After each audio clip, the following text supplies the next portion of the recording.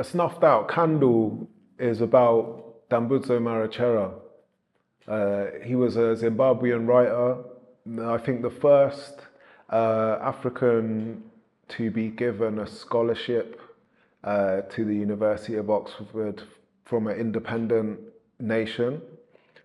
He was from the newly independent at the time Zimbabwe. He'd fought in the war for independence, and was an amazingly talented writer. Still to this day, one of the most celebrated African writers. Even before he was offered his scholarship, he felt conflicted that he wrote in English. It wasn't his mother tongue, but he'd been raised in the English literary tradition, and so that was kind of how he understood writing.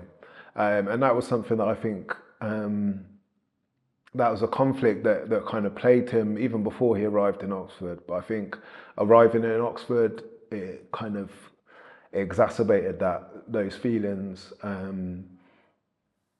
I think he found, understandably, he found his time at the university very difficult. From what I gather, his behaviour kind of became more erratic, and basically he let his frustrations be known a lot more as he was here for longer. This led to the college that he was at, New College, giving him an ultimatum. Either he declared himself mad and checked himself into a secure unit, or he would be expelled from the college. And legend has it that he went away for 3 hours to ponder this question and ask himself if he's mad, and came to the conclusion that he wasn't, and so he was expelled from the college. The story goes that upon returning to the college one night, the porters refused him entry, and so he decided to try and set fire to the gate and gain entry to the college that way. He wasn't successful in doing that, but it did add to his legend. I've actually got a friend from Zimbabwe who said, I asked him about Dambudzo Marechera, and he said that he kind of remembers being taught about him in school, and didn't he burn down a library or something like that in Oxford? So you can see how the legend has grown over time. After leaving the college, he spent some time living in a tent on Port Meadow with a group of New Age travellers.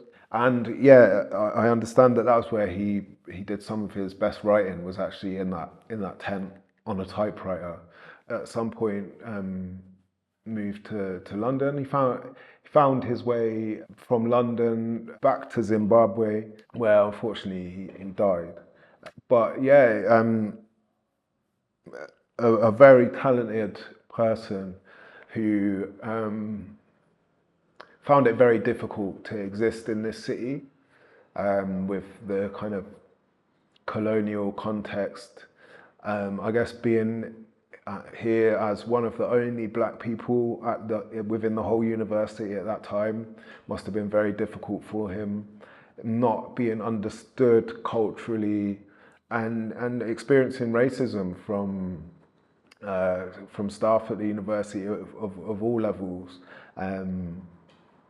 being subjected to scrutiny that his peers weren't subjected to, and all of that stuff. I think I guess I'll never know whether that drove him mad, or whether it was the perception of others that kind of decided that he was losing his grip on reality.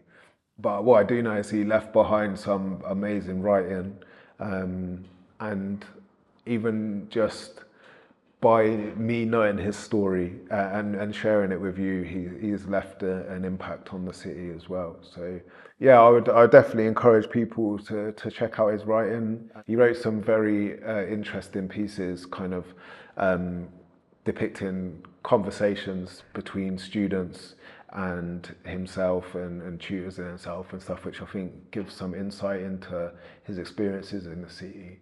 So I'd encourage people to check those out and maybe try and relate to that experience if you can. Because Oxford can be a very intimidating place for anyone.